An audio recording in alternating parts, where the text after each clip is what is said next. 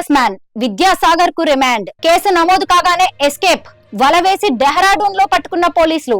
Transit warrant పై విజయవాడకు తరలింపు. October 4 వరకు రిమాండ్ విధింపు.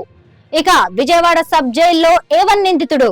తొలుత మీడియాలో రాకుండా హైకోర్టులో పిటిషన్. అసలు నిందితులు బయటకు వచ్చేనా?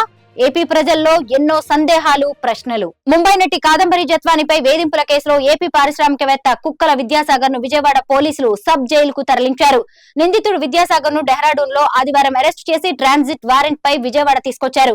ప్రభుత్వ ఆసుపత్రికి తరలించి మెడికల్ టెస్టులు చేశారు. అనంతరం సోమవారం తెల్లవారుజామున న్యాయమూర్తి ముందు హాజరుపరచగా అక్టోబర్ 4వ తేదీ వరకు రిమాండ్ విధించారు. దీంతో విద్యాసాగర్ ను విజయవాడ సబ్ జైలుకు తరలించారు పోలీసులు. నటి కాదంబరి ఫిర్యాదు మేరకు ఏపీ పోలీసులు కేసు నమోదు చేయడంతో విద్యాసాగర్ తప్పించుకు తిరుగుతున్నాడు. అజ్ఞాతంలోకి వెళ్లిన అతన్ని పట్టుకోవడానికి పోలీసులు 2 ప్రత్యేక బృందాలను నియమించారు.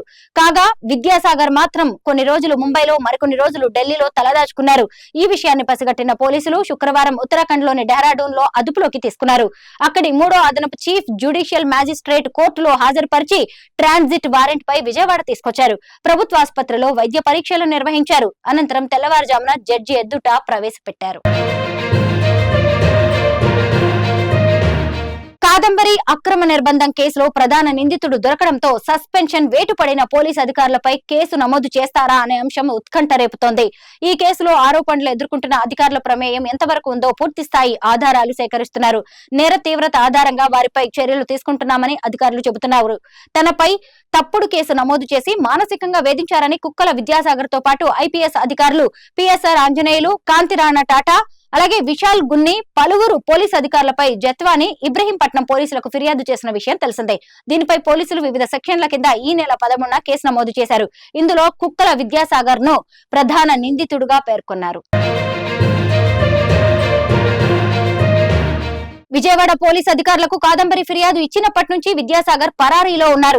తాను నమోదు చేయించిన కేసుకు సంబంధించిన వివరాలు మీడియాలో ప్రసారం కాకుండా చర్యలు తీసుకోవాలని హైకోర్టులో పిటిషన్ దాఖలు చేశారు. కాదంబరి వ్యవహారం వెలుగులోకి వచ్చాక ఉన్నతాధికారులు విచారణాధికారిని నియమించారు.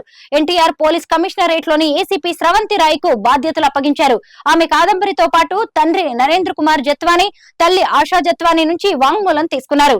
100 పేజీలతో విచారణ నివేదికను రూపొందించి ప్రభుత్వానికి పంపించారు. కాదంబరి మొత్తం 4 సార్లు పోలీసులకు ఫిర్యాదులు చేశారు.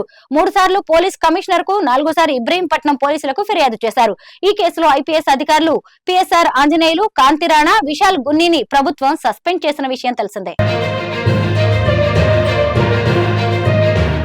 కాదంబరి కేసు దర్యాప్తులో వెలుగు చూసిన ఆధారాలు, వ్యక్తుల ప్రమేయాన్ని బట్టి నిందితులుగా చేరుస్తామని విజయవాడ నగర పోలీస్ కమిషనర్ రాజశేఖర్ బాబు అన్నారు. ఇంట్రాగేషన్ లో వచ్చిన వివరాలను పరిగణలోకి తీసుకుని నిందితులుగా ఎవరిని చేర్చాలో నిర్ణయిస్తామని చెప్పారు. నిందితుల విషయమై 2-3 రోజుల్లో స్పష్టత వస్తుందన్నారు. తమ పరిధిలో ఉన్నంత వరకు రక్షణ కల్పిస్తామని, ఆమెకు ఉన్న ముప్పు ఆధారంగా చర్యలు తీసుకుంటామని అన్నారు. ఈ కేసులో అసలు నిందితులు బయటకు వస్తారా, వారిపై చర్యలుంటాయా అని ఏపీ ప్రజల్లో ఎన్నో సందేహాలు, ప్రశ్నలు తలెత్తుతున్నాయి.